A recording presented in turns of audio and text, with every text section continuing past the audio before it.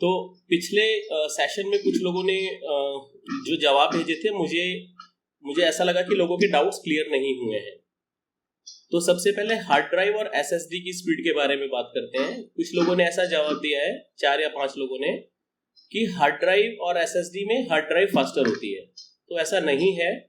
Mechanical drive जिसमें CD लगी होती है या मैग्नेटिक ड्राइव होती है, वो घूमती है और डेटा प्रोसेस करती है। इंस्टेड एसएसडी जिसमें डेटा फ्लैश करके डाला जाता है, जैसे पेन ड्राइव में फ्लैश करके डाला जाता है, वैसे ही एसएसडी में फ्लैश करके डाला जाता है। तो हार्ड ड्राइव से एसएसडी हमेशा 10 टाइम्स फास्टर होती है, चाहे कितने भी आरपीएम की हार्ड डिस्क हो। 10,000 की होगी जो सर्वर्स में लगती है, तो भी एसएसडी फास्टर रहेगी। तो जिन्होंने हार्ड ड्राइव लिखा है वो प्लीज अपने आप को करेक्ट कर लें। उसके बाद कुछ लोगों ने जवाब दिए हैं कि सवाल ये था कि अगर किसी पीसी में 4 कोर और 8 वर्चुअल कोर्स हो, या किसी पीसी में 4 कोर हो और 4 फिजिकल कोर्स हो, तो कौन सा फास्ट होगा। तो कुछ लोगों ने जवाब दिया कि 4 कोर 4 थ्रेड वाला फास्टर होगा। ऐसा नहीं है।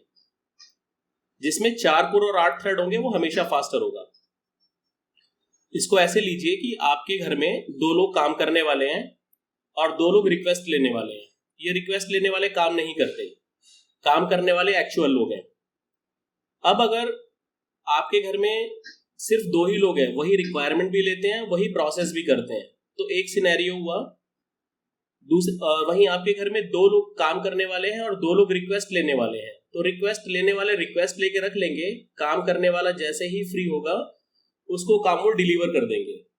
तो दोनों सिनेरियो को जब आप कंपेयर करेंगे तो आपको पता चलेगा कि जहां पे रिक्वेस्ट लेने वाले अलग लोग हैं वो हमेशा फास्ट रहेगा, जहां पे काम करने वाले और रिक्वेस्ट लेने वाले दोनों एक ही लोग हैं। तो जिनका ये 4 कोर 4 थ्रेड और 4 कोर 8 थ्रेड वाला प्रॉब्लम था वो प्लीज अपने आप को करेक्ट कर लें। तीसरा था 32 बिट और 64 बिट कंसेप्ट में। विंडोज जो इंटरनली डेटा ट्रांसफर करती है, मदरबोर्ड, एसएसडी और आपका रैम, ये जब आपस में डेटा ट्रांसफर करते हैं तो इसमें 32 बिट और 64 बिट आर्किटेक्चर होता है। यानी कि एक बार में 32 बिट वाली विंडो 32 बिट डेटा ट्रांसफर करेगी, 64 बिट वाली 64 बिट डेटा ट्रांसफर करेगी। तो किसी भी सिनेरियो में 64 बिट वाली जो विंडोज होगी वो ज्यादा तेजी से स्पीड डेटा ट्रांसफर करेगी, तो 64 बिट फास्ट होगी। तो लोग ये भी करेक्ट कर लें। चौथा था डिस्प्ले रिजोल्यूशन के बारे में। कुछ लोगों के जवाब में कि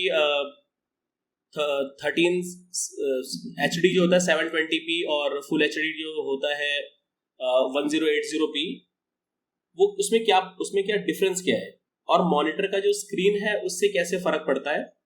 तो देखिए, मॉनिटर का स्क्रीन आपका 32 इंच का भी हो सकता है, 20 इंच का भी हो सकता है, 22 इंच का भी हो सकता है, लेकिन उसके अंदर जो पिक्सल रिजोल्यूशंस होते हैं वो मैटर करता है। अगर मेरे 15 इंच के लैपटॉप में 1080 पिक्सल्स हैं वर्टिकल और 1920 पिक्सल्स हैं हॉरिजॉन्टल ऐसा, वर्टिकल ऐसा, और मेरे पास एक 32 इंच का समझिए स्क्रीन है या टीवी है, उसमें 720 पिक्सल्स हैं, 720 वर्टिकल और 1368 हॉरिजॉन्टल, तो मेरे पीसी में रिजोल्यूशन ज्यादा बेहतर होगा, या मेरे पीसी में ग्राफिक जो इमेजेस आएंगे या जो वीडियोस चलेंगे वो ज्यादा क्रिस्प होंगे। तो डिस्प्ले रिजोल्यूशन का जिनका ये प्रॉब्लम था वो एक बार अपने आप को करेक्ट कर ले। 5वां लोगों ने गलत जवाब भेजे हैं सिस्टम सॉफ्टवेयर और एप्लीकेशन सॉफ्टवेयर के बारे में। सिस्टम सॉफ्टवेयर वो होते हैं जो हमारे इंटरनल कंपोनेंट्स के लिए काम करते हैं। जैसे कि मैंने अपने माउस को अपने पीसी में लगाया, तो आप लोगों को एक नोटिफिकेशन आता होगा राइट हैंड साइड में नीचे की तरफ कि एक यूएसबी माउस कनेक्टेड, या पेन ड्राइव लगाते हैं तो आपको आता होगा कि यूएसबी ड्राइव कनेक्टेड। तो वो जो आपका सिस्टम इंटरनली एप्लीकेशन डाउनलोड करके इंस्टॉल कर देता है वो सिस्टम सॉफ्टवेयर होते हैं। और जो एप्लीकेशन सॉफ्टवेयर होते हैं, जैसे मैंने पावर पॉइंट प्रेजेंटेशन डाला, ये पावर पॉइंट प्रेजेंटेशन पहले विंडोज होगी फिर पावर पॉइंट प्रेजेंटेशन होगा, तो ये एप्लीकेशन सॉफ्टवेयर है, वर्ड एप्लीकेशन सॉफ्टवेयर है। तो जिनका सिस्टम सॉफ्टवेयर और एप्लीकेशन सॉफ्टवेयर का कंफ्यूजन था वो प्लीज करेक्ट कर लें। उसके बाद रैम रिक्वायरमेंट्स, तो रैम रिक्वायरमेंट्स अलग अलग लोगों ने अलग अलग डाला है। तो मैंने बताया था कि रैम रिक्वायरमेंट को आपको तब पता चलेगा जब आप बिल्कुल पीक टाइम पे, जब आपकी बजी पड़ी है और उस टाइम पे आप अपने पीसी को देखेंगे टास्क मैनेजर में जाके कि मेरा कितना रैम कंज्यूम्ड है। अगर वो 80% से ज्यादा कंज्यूम्ड है तो फिर आपको पता चलेगा कि मेरे को कितना रैम और चाहिए। सपोज मेरे पीसी में 16 GB रैम है और अभी मैं अपने पीक पे हूँ, मेरी लगी पड़ी है 8-10 एप्लीकेशंस ओपन है और सब कुछ ऐसा है, और मैं देखता हूँ कि 90% रैम कंज्यूम्ड है, तो मुझे 16 GB से अपग्रेड करना पड़ेगा। वो हमेशा आपको पीक टाइम पे पता चलेगा।